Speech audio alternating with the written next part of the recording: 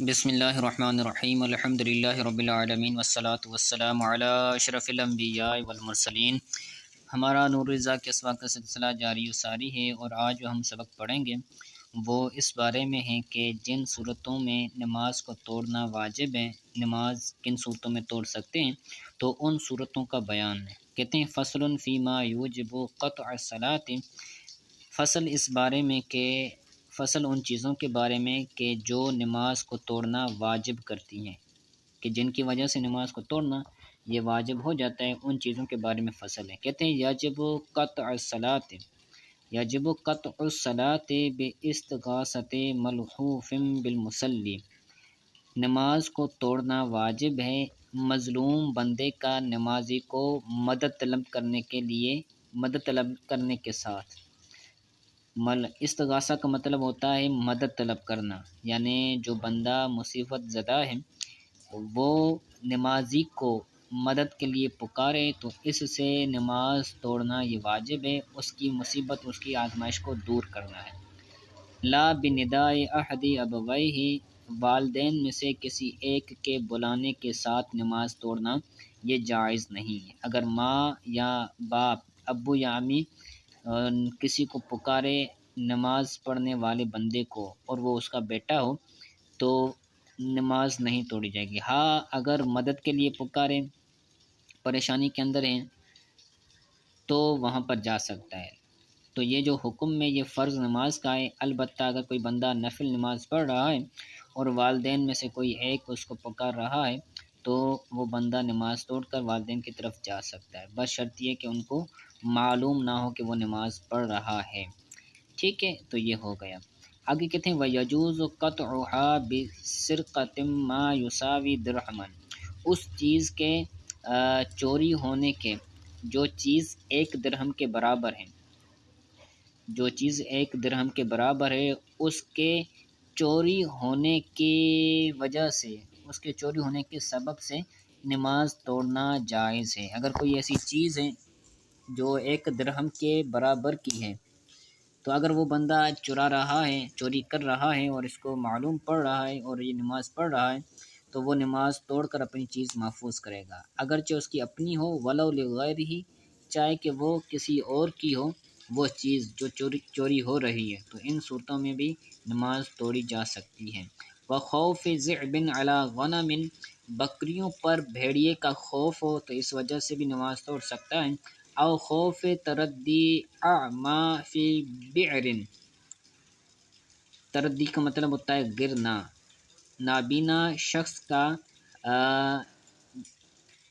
کنویں میں گرنا، نابینا شخص کے کنویں میں گرنے کے خوف کی وجہ سے بھی نماز توڑنا جائز ہے۔ خوف کا عطف بھی سرقہ پر ہوگا، چوری کرنا، جس طرح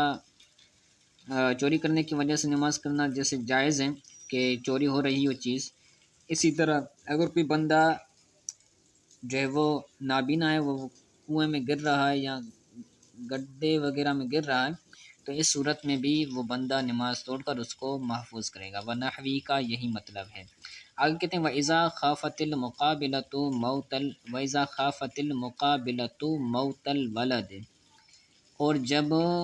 داعیہ بچے کے مرنے کا خوف ہو، جب داعیہ کو بچے کے مرنے کا خوف ہو، داعیہ اس کو کہتے ہیں کہ جو بچہ جنواتی ہے، عورتوں سے بچہ جنواتی، جیسے داعی بھی کہتے ہیں، داعیہ، دائی، ٹھیک ہے۔ اور ہمارے دور کے اندر ابھی جو ہے وہ ڈاکٹرز کا سسٹم چل رہا ہے، جو لیڈی ڈاکٹرز ہوتی ہیں تو وہ بچوں پیدا کرواتی ہیں، یعنی وہ جنواتی ہیں عورتوں سے، تو اگر اس کو خوف ہو بچے کے مرنے کا تو وہ بھی نماز توڑ سکتی ہے۔ یعنی وہ نماز پڑھ رہی تھی، وہ یہ سمجھ رہی تھی کہ اگر میں وہاں نہ جاؤں تو وہ بچہ فوت ہو جائے گا، مر جائے گا، وہ صحیح سے نہیں نکل پائے گا عورت کے رحم سے، تو وہ اپنی نماز توڑ کر بچے کی جان کو بچائے گی۔ وَإِلَّا فَلَا بَعْسَ بِتَأْخِيرِهَا الصَّلَاةَ، اگر بچے کے مرنے کا خوف نہ ہو تو بھی جو ہے وہ نماز کو مؤخر کرنے میں کوئی حرج نہیں ہے۔ وہ عورت اپنی نماز کو مؤخر کرے گی، پہلے اس سسٹم سے جو عورت ہے اس کے جو مخصوص وقت ہوتا ہے جس وقت بچہ نکلتا ہے، تو اس وقت جو ہے وہ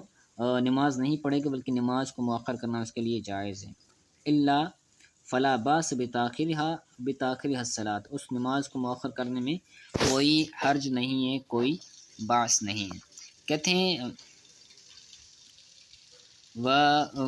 وتقبل علی الولد، اور وہ بچے کے پاس رہے گی۔ وتقبل علی الولد مجهول نہیں بلکہ معروف، وہ عورت غائب کا صیغہ ہے، وہ عورت بچے کے پاس رہے گی، ٹھیک ہے، نماز مؤخر کرے گی۔ وَكَذَا الْمُسَافِرُ إِذَا خَافَ مِنَ اللُّصُوصِ أَوْ قِطَاعِ الطَّرِيقِ جَازَ لَهُ تَأْخِيرُ الْوَقْتِيَّةِ، اسی طرح جو مسافر ہے جب اس کو چوری کا خوف ہو یا پھر ڈاکوؤں کا خوف ہو تو جائز ہے اس کے لیے نماز کو مؤخر کرنا۔ جاز لہو تاخیر الوقتیت، نماز کو مؤخر کرنا وقتی طور پر اس کے لیے جائز ہے۔ ایک بندہ مسافر ہے، اس کے پاس پیسے ہیں یا کوئی ایسی چیز ہے کہ جس کے چوری ہونے کا خوف ہے کہ وہ جلدی جلدی اپنا سفر طے کرے، یا ڈاکوؤں کا خوف ہے تو وہ جلدی جلدی سفر طے کرے گا، نماز پڑھ کر جو ہے وہ اپنے مال کو جو ہے وہ اس طرح نہیں کرے گا کہ وہ اس کے چور وغیرہ اس کے پاس آ جائیں، بلکہ وہ جلدی جلدی کر کے وہاں اس علاقے سے، اس بستی سے نکل جائے گا، بعد میں نماز پڑھے گا تاکہ اس کا مال محفوظ رہ سکے، ٹھیک ہے۔ تو ان صورتوں میں نماز کو مؤخر کیا جا سکتا ہے۔ اب یہ ہے کہ جو بندہ نماز کو ترک کرتا ہے یا پھر جو روزہ نہیں رکھتا جان بوجھ کر، تو اس کے بارے میں کیا حکم؟ کہتے ہیں وَتَارِكُ الصَّلَاةِ عَمَدًا كَسَلًا يُضْرَبُ ضَرْبًا شَدِيدًا حَتَّى يَسِيلَ مِنْهُ الدَّمُ،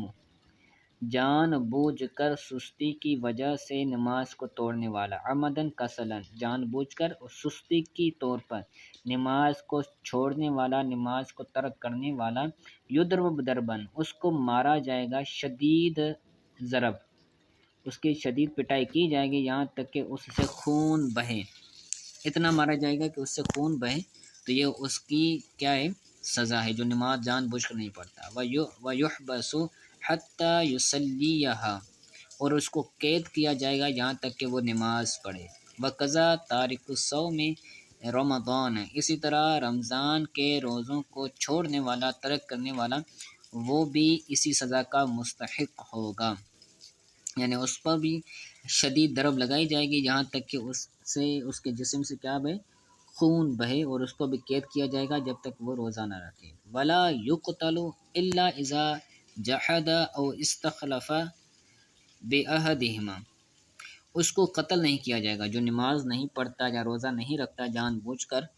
تو اس کو قتل نہیں کیا جائے گا، اس کو مارا نہیں کیا جائے گا۔ ہاں، اگر وہ بندہ ایسا ہے کہ نماز کا انکار کر رہا ہے اور وہ خود کو مسلمان کہہ رہا ہے، تو نماز کا انکار کرنے والا بندہ مرتد ہو جائے گا، تو پھر اس کو قتل کرنا یہ جائز ہو جائے گا۔ ولا یقتل، اس کو قتل نہیں کیا جائے گا۔ ہاں الا اذا جحد، مگر جب وہ انکار کرے کہ نماز کائے کی نماز فرضیت کا انکار کرے تو کیا ہو جائے گا؟ وہ مرتد ہو جائے گا۔ او استخلف باحدہما، نماز اور روزے میں سے کسی ایک کو ہلکا جانے کہ بھائی یہ کیا نماز ہے، معاذ اللہ توہین وغیرہ کرے، ہلکا جانے، تو اس کو بھی جو ہے وہ قتل کیا جائے گا، مارا جائے گا، کیونکہ وہ مرتد کے حکم میں ہو گیا ہے، اور مرتد کی سزا یہی ہے کہ اس کو مارا جائے، ٹھیک ہے۔ آگے وطر کے بارے میں باب ہے، اس کو اگلے درس کے اندر پڑھیں۔